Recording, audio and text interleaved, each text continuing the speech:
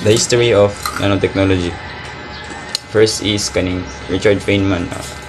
The first ever nanotechnology was presented in 1959 by the famous professor of physics and Nobel Prize winner. Richard Feynman, he made significant contribution to our understanding to the behavior of subatomic particles and won the Nobel Prize in Physics in 1965 for his work in quantum electrodynamics. He is known for his work in the path integral formulation of quantum mechanics, the theory of quantum electrodynamics, and the physics of superfluidity. Feynman also proposed the Parton model in particle physics. He was widely regarded as one of the most brilliant and influential figures in his field. Feynman was awarded the Nobel Prize in Physics for his contribution to the development of quantum electrodynamics. Next is Norio Taniguchi. Norio Taniguchi is a Japanese scientist known for coining the term nanotechnology.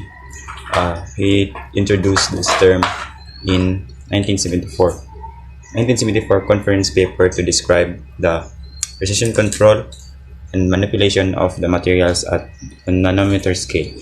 Taniguchi's work laid the foundation for the field of nanotechnology, which has since grown to encompass a wide range of disciplines, including physics, chemistry, biology, engineering, and materials science. Norio Taniguchi is a Japanese scientist who contributes nanotechnology. He was a professor at Tokyo University of Science and is credited with coining the term known as nanotechnology. His concept of nanotechnology was brought about innovative change in various fields. Next is Kim Eric Drexler, also known as Eric Drexler, is an American engineer, author, and futurist known for his work in the field of nanotechnology. He is considered one of the pioneers of nanotechnology and molecular nanotechnology, or MNT. Drexler's seminal work, Engines of Creation, the coming of era of nanotechnology, published in 1986, introduced the concept of nanotechnology to a broader audience and explored the potential of molecular manufacturing. In his book, Manipulate Atoms and Molecules to Build Precise Structures and Devices, leading to revolutionary advancement in medicine, material science, and energy production, and more. He has been studying at the potential of MNTs since the 1970s and 1980s. Drexler has made significant contributions to raising public consciousness about nanotechnology, serving as the chairman of the Foresight Institute. He has also written 3 books on nanotechnology and invented the high-performance solar cell and method for processing and fabricating metal in space. That will be all my report about history of nanotechnology. Thank you. The important device that help develop nanotechnology. First, we have atomic force microscope, or AFM. This device with a probe that is used to analyze surface of solid, viewing it up to 100 million times magnification to an almost size of an atom that can produce a 3-dimensional image of that surface. So, kita nyo sa picture naman na example sa atomic force microscope. So, sunod kay kaning scanning tunneling microscope. Our scanning probe that launched nanotechnology.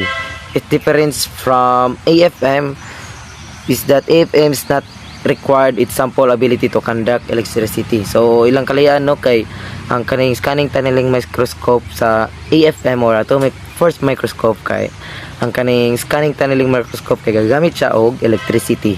Makita niyo sa picture lahi ra kay siya forma sa kaning kuan ang scanning tunneling microscope kay machine kay siya tan-awon. Najud siya kurente naga kan Mo na iyang scanning tunneling microscope. Sunod kay carbon nanotubes.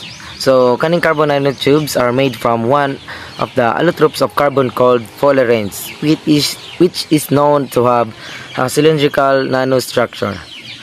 Fuller have length to diameter ratio of up to 132 million to 1. The name nanotube is derived from their long hollow structure, with the walls formed by one atom thick sheets of carbon called graphene. So ang katong one team thick sheets of carbon kay called niya kay graphene. Ang iyang properties includes highest strength to weight ratio, which help in creating lightweight spacecraft. So kaning carbon nanotubes gigamit pa rin siya sa mga spacecrafts kay kuan siya na og dili lang sa spacecraft, daghan pod na mga technology kanang mga dagko kayo kay gaan ra siya nya lig-on pod. So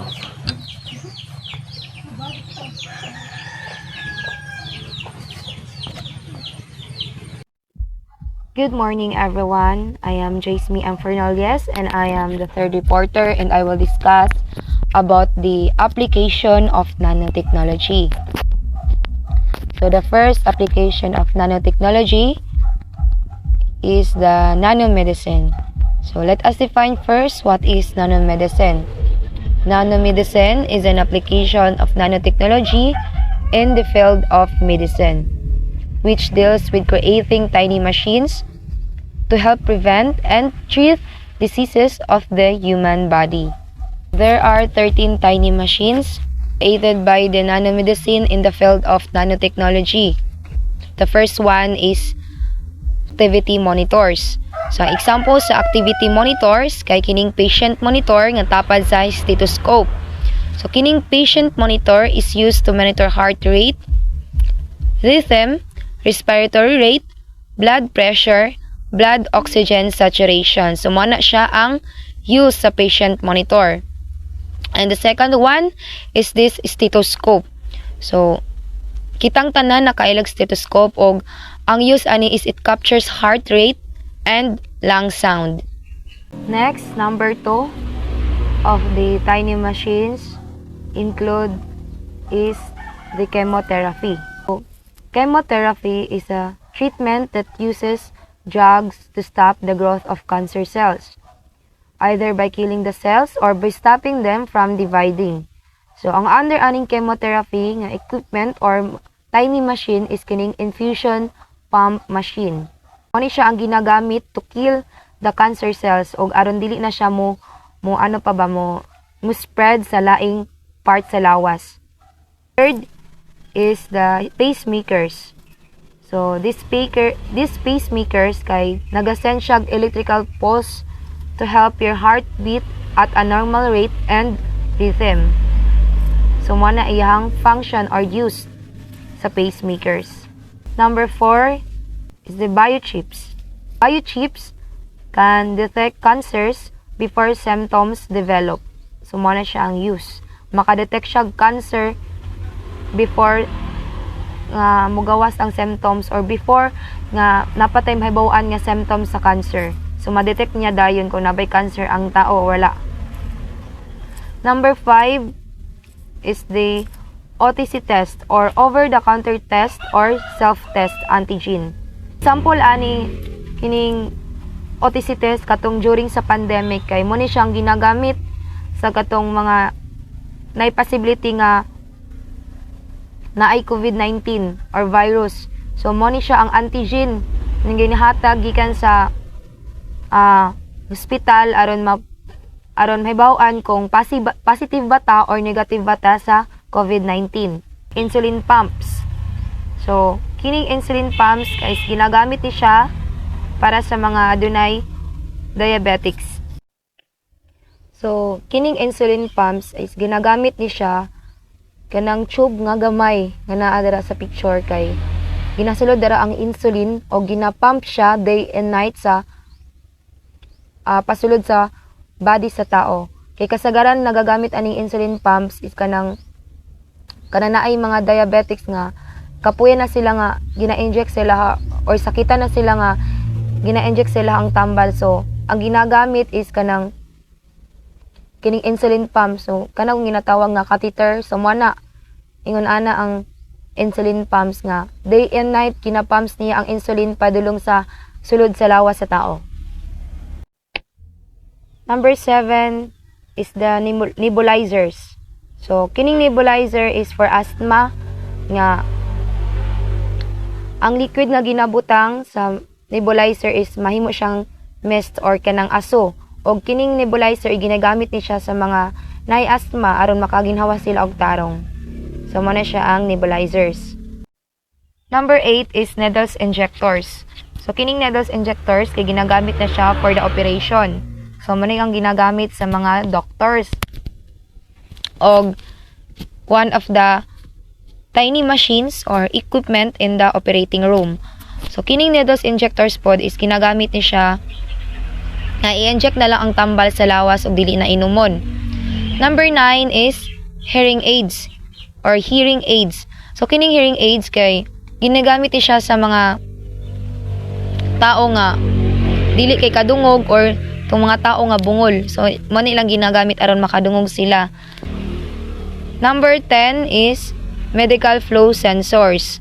So kining medical flow sensors is used to measure the flow rate of blood or oxygen through vessels. So mo na siya ang use sa medical flow sensors. Number 11 is blood pressure. So kining blood pressure, so kailan naman jud ta ni dili na ni siya bag-o sa tuwa. Kining blood pressure is gina-monitor niya ang imuhang blood kung taas ba or baba. So kasagaran nagagamit ani katong mga naay hypertension or high blood. Number 12 is glucose monitoring. The use of glucose monitoring is it tracks your blood sugar level during the day and night, and it helps you make better choice about food, physical activities, and for taking medicines. So mo na siya ang use sa glucose monitoring. And lastly, drug delivery systems. So kining drug delivery systems kay it improves its efficacy and safety by controlling the rate, time, and place of release of drugs into the body. Next is the examples of medical procedures currently being developed using nanomedicine. So number 1 is the diagnostic nanomachines in the form of nanorobots are equipped with wireless transmitters and can travel around the blood-lymph systems and can send warnings when chemical imbalances are detected. So that is the diagnostic nanomachines in the form of nanorobots. Nanomachines can be planted in the nervous system to monitor pulse, brainwave activity, and other functions. So, nanotechnology devices could help dispense drugs or hormones as needed by the patient. So, nanorobots act like a miniature surgeons, can help repair damaged cells. So, or get inside cells to remove and replace or assist damaged intracellular structures. So, they can be designed into replicating themselves to help correct genetic deficiencies by altering or replacing DNA molecules, and can be used to remove blockage in arteries. Next is establish and near future nanomedicines applications include activity monitors. So kaganina tong giingon nako tong 13 examples of tiny machines, ting chemotherapy, pacemakers, biochips, OTC test, insulin pumps, nebulizers, needles injectors, hearing aids, medical flow sensors, and blood pressure, glucose monitoring, and drug delivery system. So, mo na siya ang nanomedicine applications. So, nanomedicine is also capable of using nanoparticles to deliver precisely to the right place and correct dosage in the body, such as drugs, heat, light, or other substances to specific type of cells, such as cancer cells that help reduce damage to healthy cells compared to traditional chemo treatment employed in the body. So, mo na siya ang nanomedicines. So the second one of the application of nanotechnology is the electronics. So nanoelectronics is the application of nanotechnology to help develop electronic devices. So there are some examples of nanoelectronic devices. First one is flash memory chips. Flash memory chips is one of the nanoelectronic devices. So it's used for storage and data transfer in consumer devices, enterprise systems, and industrial applications. So it retains data for an extended period regardless of whether a flash-equipped device is power on or off. Second nanoelectronic devices is the mouse. Mouse is used to move the cursor on the screen and select objects and click the buttons. Next is the keyboard. So keyboard is an input device used to enter characters, any functions into the computer system by pressing buttons or keys. And lastly, this mobile phone casting. So this mobile phone casting is the process of wirelessly transmitting or sending audio or video from one device to another. So usually, ang ginagamit ani is smaller source is smartphone or mobile phone, and the larger display is a TV. Is the example of electronic devices. So, nanotechnology is presently being used to solve pollution problems in the environment. Solutions are in the form of producing iron nanoparticles that help facilitate the decomposition of organic solvents disposed into water. This method is found to be significantly lesser in cost compared to traditional water treatment process. So another nanoparticle is being developed is the use of silver nanocluster that acts as catalyst that help generate less polluting byproducts in the manufacture of propylene oxide, a raw material of producing plastic, paints, and detergent. So next is we have using of carbon nanotube sa mga sa atong windmill. The use of nanotube mixed with epoxy is found produced in windmill blades because of with lesser weight but stronger blades that help generate greater electricity output. So next is we have the nanoparticles can be added to solar cells.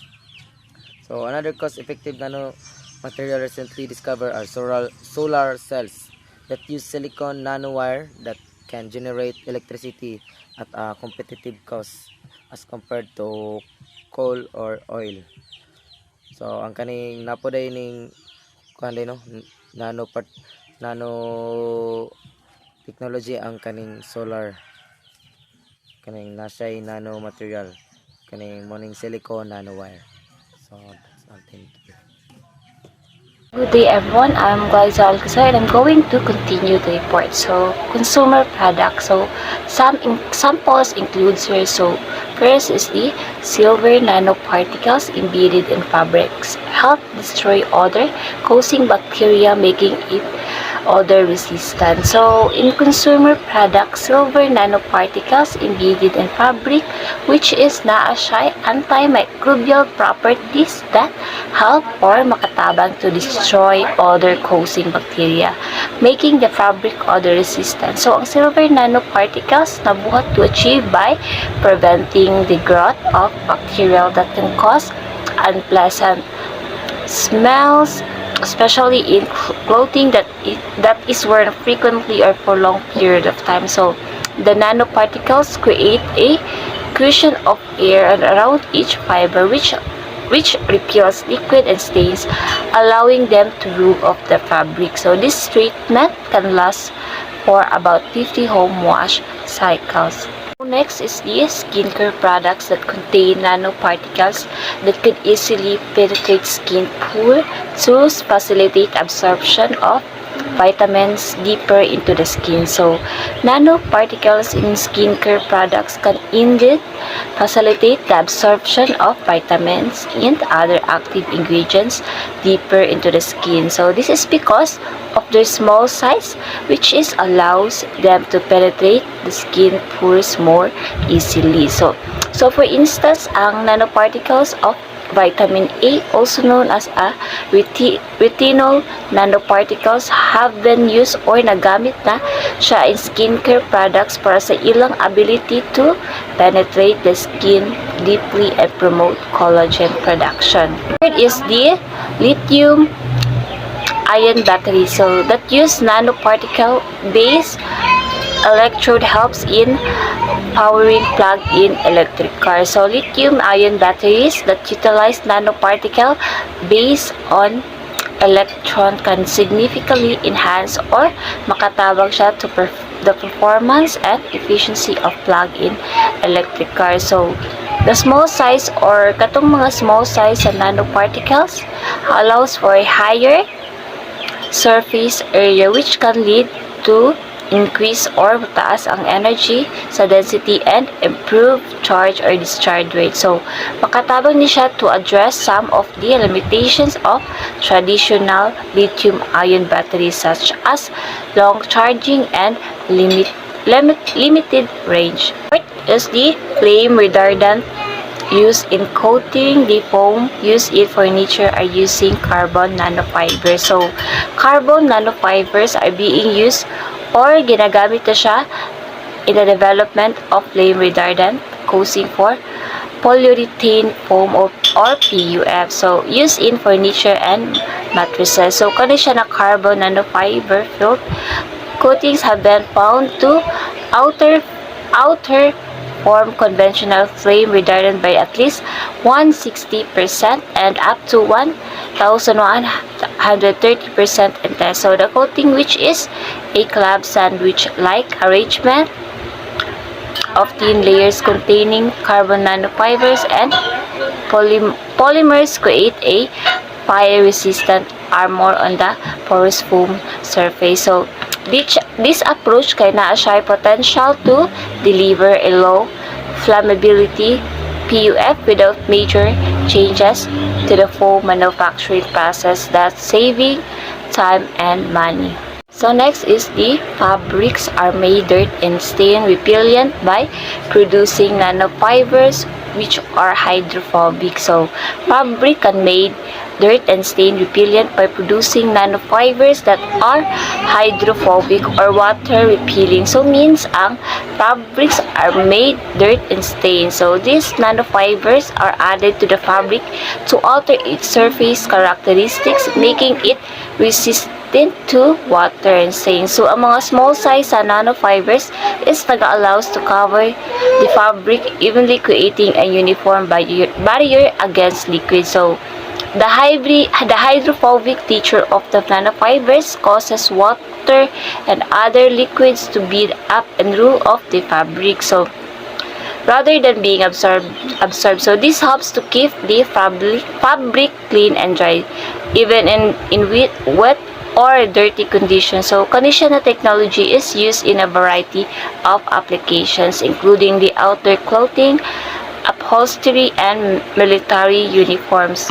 As in consumer products, so which is the cutting tool, so made of nanocrystalline materials of tungsten carbide, thallium carbide, and titanium carbide are great against damages and can last longer than the traditional materials used at the present time. So cutting tools made of nanocrystalline materials such as tungsten carbide, thallium carbide, and titanium carbide may several advantages over traditional materials. So the nanocrystalline structure of these materials results in a larger grain boundary, which enhances their physical, chemical, and mechanical properties. So this makes them extremely hard, erosion resistant, and wear resistant, allowing them to last longer and withstand more damage than traditional materials. Let's proceed to the sporting goods. So first is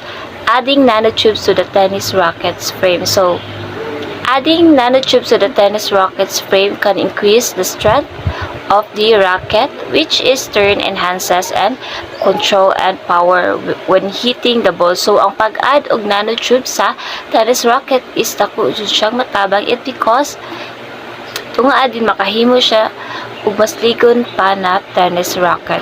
Second one is the nanoparticles in golf club shaft material. So nanoparticles can be used to fill imperfections in golf club shaft material. So improving the uniformity of the material and enhancing the swing. So in goal, sad makatabang sad ang nanoparticles to enhance the swing of the material. So o sa mga gamit ani.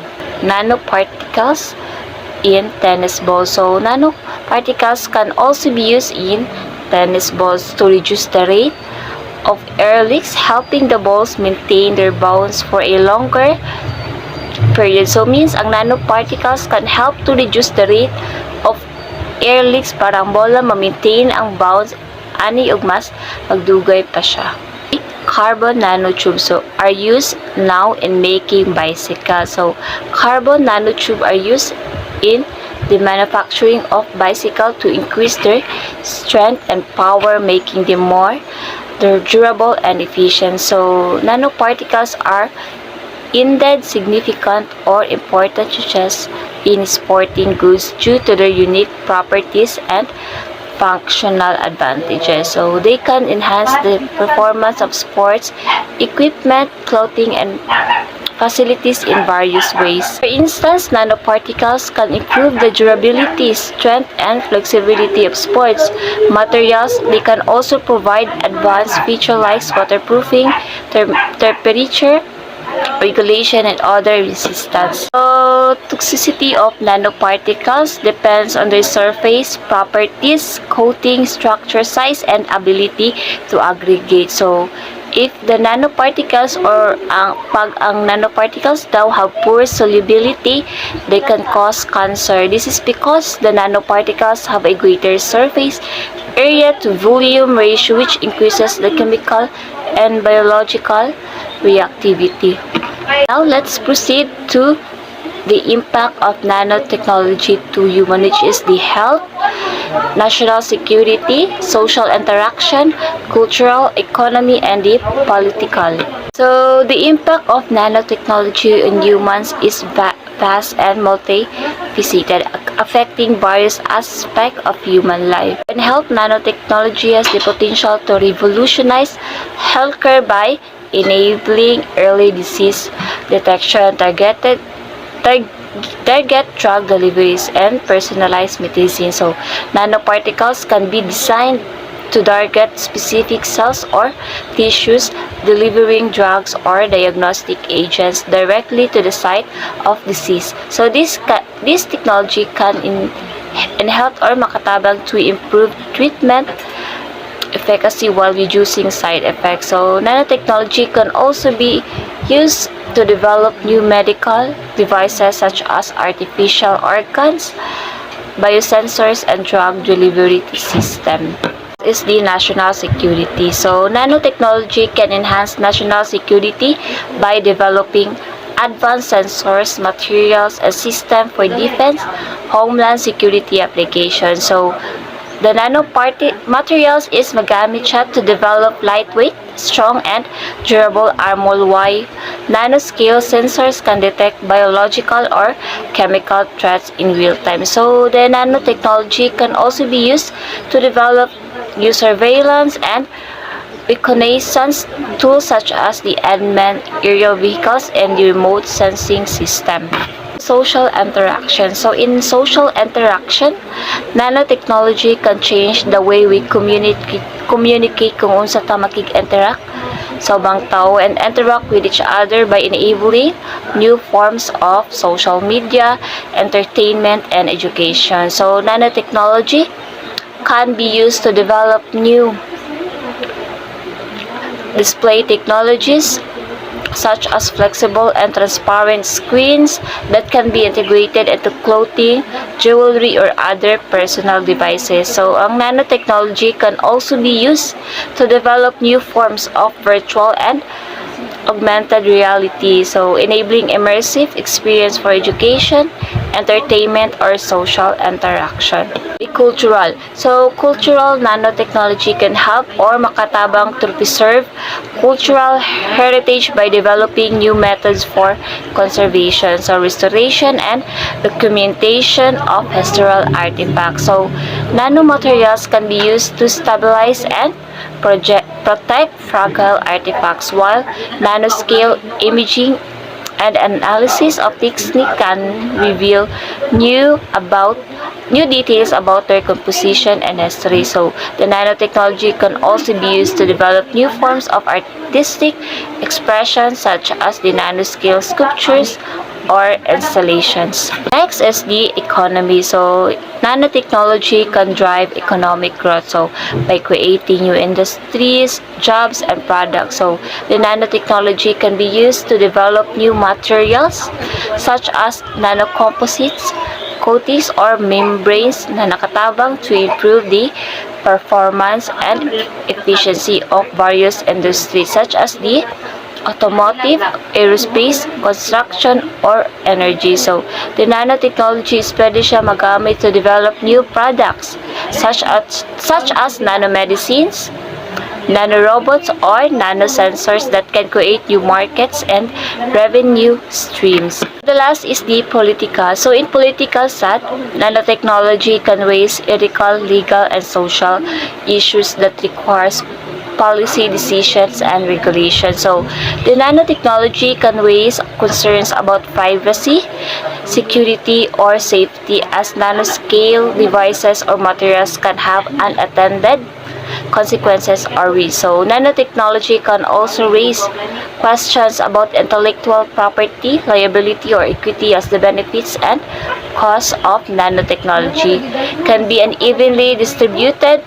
among different stakeholders. So therefore, importante dito to establish appropriate policies and regulation that can balance the potential benefits and risks of nanotechnology, ensuring its safe and responsible development and use. Overall, nanotechnology is an essential and transformative field with the potential to significantly impact various industries and aspects of our lives. So, by harnessing the power of nanoscale engineering, we can develop novel materials, devices, and systems that address pressing global challenges and create new opportunities for all progress and innovation. So, that's all. Thank you.